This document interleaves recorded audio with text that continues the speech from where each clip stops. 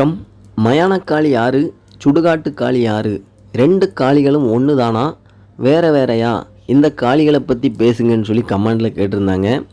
அஷ்ட காளியர்களில் வரக்கூடிய தெய்வங்கள் தான் மயானக்காளி, சுடுகாட்டு காளி. சுடுகாட்டு காளியினுடைய இளைய சகோதரி மயானக்காளின்னு சொல்லுவாங்க. அஷ்ட காளிகர்களில் சுடுகாட்டு காளி 7வது காளியாகவும் மயானக்காளி 8வது காளியாகவும் சொல்லுவாங்க. அதற்கு மேலாகவும் சில வரலாறுகள்லாம் சொல்லுவாங்க. அதாவது மயானக்காளி 8வதாக நின்னவா ரொம்ப உக்கிரமாக நின்றதாகவும் அவளுடைய உக்கிரத்தை அந்த ஈஸ்வரனாலேயே தணிக்க முடியவில்லை அப்படின்னு சொல்லுவாங்க. அதுதான் நிறைய படங்களில் நம்ம பார்த்துருப்போம். அதாவது காளியுடைய ஃபோட்டோஸில் நம்ம பார்த்துருப்போம். காளி சிவபெருமானை மிதிக்கிற மாதிரியான ஒரு காட்சி பார்த்துருப்போம். அது எதுக்கு அப்படின்னு சொன்னால், அந்த காளி தாயானவள் மகிஷாசூரனை வதம் செய்த பிற்பாடு அவ்வளவு உக்கிரமாக அவ்வளவு ஆனந்த தாண்டவத்தில் நின்றுருக்கிறா. காளி தேவியினுடைய தாண்டவத்தில் 14 லோகங்களும் அப்படி அதிர்ந்து இருக்கிறது. தேவர்களே மிரண்டு போனாங்களாம். என்ன இது, மகிஷாசூரனை வதம் செய்து காளி இவ்வளவு ஆக்ரோஷமாக இருக்கிறாள்னு சொல்லி சிவபெருமானிடம் முறையிடும் பொழுது, சிவபெருமான் காளியை எப்படி சாந்தப்படுத்தலாம் அப்படின்னு சொல்லி சிவபெருமான் அஷ்ட காளியர்களும் அவ்வளவு ஆக்ரோஷமாக நின்ற அந்த தருணத்தில் காளிகளுடைய காலில், அதாவது காளிகள் ஆடி வார அப்படி ஆங்காரமாக ஆடி வரக்கூடிய அந்த இடத்துல போய் படுத்துக்கிட்டாரு. அஷ்ட காளிகளும் வலது காலை ஊன்றி இடது காலை தூக்கி வைக்கும் பொழுது கீழே பார்த்தா சிவபெருமான் படுத்திருக்கிறார். ஐயோ, நம்ம ஈஸ்வரனையா மிதிக்க போகிறோம் அப்படின்னு சொல்லி காளிகள் சாந்தமாயிட்டா. இருந்தாலும் ஒரு சில காளிகள் சாந்தமடையலை. அப்படி சாந்தமாகாத காளிகளுக்கு பூலோகத்தில் கோயில் இருக்காது, உனக்கான வழிபாடு இருக்காது, நீ மயானத்திலே இருந்துக்க, சுடுகாட்டிலே இருந்துக்க அப்படிங்கிற மாதிரி சிவபெருமான் சொன்னதாகலாம் பெரியவர்கள் சொல்லுவாங்க. இது கதை அப்படின்னு நினைக்கிறவங்களுக்கு கதை.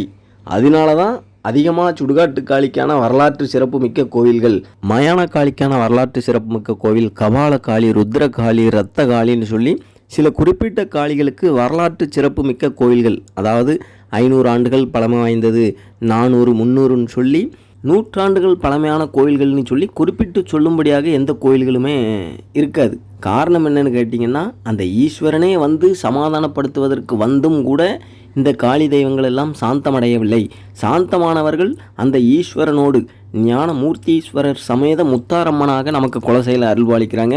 இன்னும் நிறைய இடங்களில் காளி தேவியை ஈஸ்வரன் சாந்தப்படுத்தி, சரி நீ உன்னுடைய ஆக்ரோஷத்தை குறைச்சிக்கன்னு சொல்லி சில காளிகளுக்கு சங்கிலி போட்டு கெட்டி வச்செல்லாம் நீ பூலோகத்து மக்களுக்கு அருள்வாளிக்கணும் சொல்லி, அதாவது சங்கிலி அது ஒரு ஐதீகமாக சொல்லுவாங்க. காளி ரொம்ப உக்கிரமாக இருக்கிறா, அவளை நம்ம மனிதர்கள் சங்கிலி கொண்டு அந்த தெய்வத்தை கட்ட முடியாது, அந்த ஈஸ்வரனே அவளுக்கு ஒரு சங்கிலி போட்டு அவளை தடுத்து வைத்து நீ அருள்வாளிக்கணும்னு கட்டளையிட்டதாக சொல்லுவாங்க. சாந்தமான காளி தேவியர்களை அந்த ஈஸ்வரனே மனமுடித்து கொண்டார் அப்படின்னு சொல்லுவாங்க. இதில் சாந்தம் அடையாத உக்கிர தெய்வங்கள் தான் இந்த பூலோகத்தில் உனக்கு கோவில்களே இருக்காதுங்கிற மாதிரி ஈஸ்வரன் சொல்லிட்டு போயிட்டார் அப்படிங்கிற மாதிரி சொல்லுவாங்க. அதான் ஈஸ்வரனே சொல்லிட்டார்ல, சாந்தமடையாத காளிகளுக்கு பூலோகத்தில் கோவில் கிடையாது, வழிபாடு கிடையாதுன்னு சொல்லியிருக்கிறார்ல. அப்போ எப்படி இப்போ சுடுகாட்டு காளி, மயானக்காளி, ரத்தக்காளி, ருத்ரக்காளி, கபாலக்காளின்னு சொல்லி வழிபாடுகள் வந்ததுன்னு சொல்லி ஒரு சிலர் நினைக்கலாம். காளி உபாசனைன்னு சொல்லுவாங்கள்ல, காளியவே எந்நேரம்னு நினைத்து வழிபடக்கூடியவர்களுக்கு அந்த காளி தெய்வங்கள், எப்பா நான் இப்படி இருக்கேன்ப்பா, என்னை நினச்சி வழிபடுங்கப்பான்னு அந்த தெய்வங்கள் உணர்த்தி அப்படி ஆரம்பித்தது தான் இந்த சுடுகாட்டு காளி, மயானக்காளி, மற்ற அந்த ஆக்ரோஷமான ஆங்கார காளிகளுக்கான வழிபாடுகள் எல்லாம் அப்படி வந்தது தான். அப்படிங்கிற மாதிரி காளி உபாசகர்கள் எந்நேரமும் அந்த காளி தேவியையே வழிபடக்கூடியவர்கள், முழுக்க முழுக்க ஓம் ரீம் க்ளீம்னு சொல்லி மாந்திரிக முறைப்படி, தாந்திரிக முறைப்படி காளியையே தொடர்ந்து வழிபடக்கூடியவர்களுக்கு அந்த உக்ரக்காளிகளும் உணர்த்துவாங்களாம். நான் ஒரு தெய்வம் இருக்கிறேன்டா, நீ என்ன வழிபடு, நான் இன்னும் உன்னை உயர்வாக வைக்கிறேன், நீ நினைத்ததை நினைத்த நேரத்தில் நடத்தி கொடுக்குறேன்னு சொல்லி குறிப்பாக அந்த தாந்திரிக மாந்திரிக வழிபடக்கூடியவர்களுக்கு உணர்த்தி அவர்கள் மூலமாக காளி உபாசகர்கள், காளி பக்தர்கள்னு சொல்லி பெரும்பாலான பக்தர்கள் வழிபடும் தெய்வமாக வழிபட்டுக்கிட்டு இருக்கிறோம் அப்படின்னு சொன்னால், இந்த வழிபாடு அப்படிங்கிறது இப்படி தான் வந்ததாக சொல்லுவாங்க. மயானக்காளி அஷ்டகாளியர்களில் 8வது காளியாகவும் அவளுடைய ஆக்ரோஷம் உக்ரம் அப்படிங்கிறது ரொம்ப பயங்கரமாக இருந்திருக்கிறது. அந்த ஈஸ்வரனே சாந்தப்படுத்த முடியாமல் ஒரு கட்டத்தில் காளியே தன் தவறை உணர்ந்து, அந்த ஈஸ்வரன் நம்மளை அனுப்பியதன் நோக்கம் என்ன, அந்த மகிஷாசூரனை வதம் செய்து வர வேண்டும் அப்படிங்கிறது தானே. அவனை வதம் செய்த பிற்பாடு நம்ம இப்படி சாந்தமடையாமல் அதி உக்கிரத்தில் இருக்கிறோமே, நம்மளுடைய ஆக்ரோஷம் குறையணும் அப்படின்னா நம்ம தலையை நாமளாவே அறிந்து விட வேண்டும். அதனால தான் அரித்தலைச்சி அப்படின்னு சொல்லி ஒரு காளி உண்டுன்னெலாம் சொல்லுவாங்க.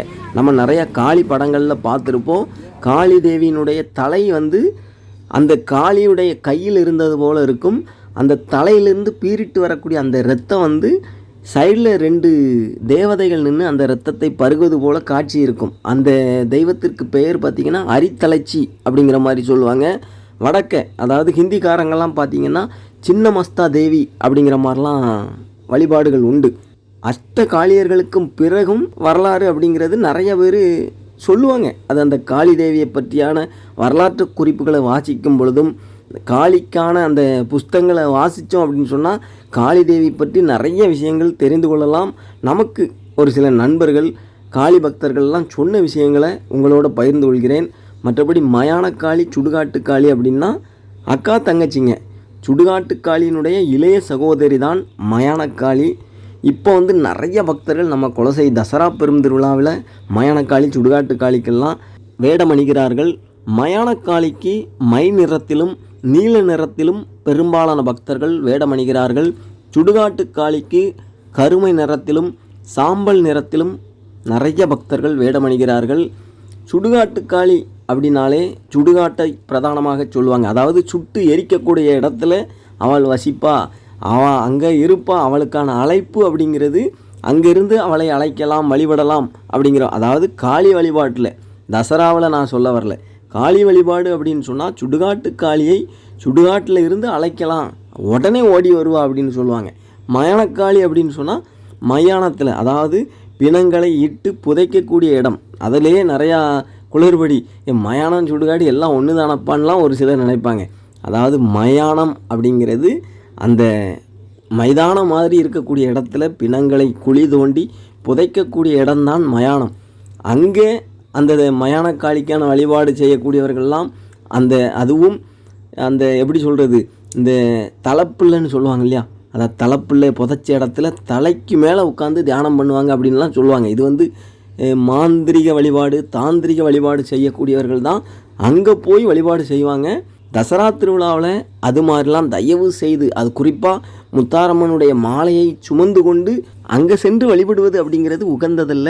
அது முத்தாரம்மன் வழிபாட்டுக்கு ஏற்புடையதல்ல. அதனால் தசரா பெரும் திருவிழாவில் அங்கே போய் அழைச்சிட்டு வரேன்னு சொல்லி செய்யக்கூடிய வழிபாடுகள்லாம் தவறானது.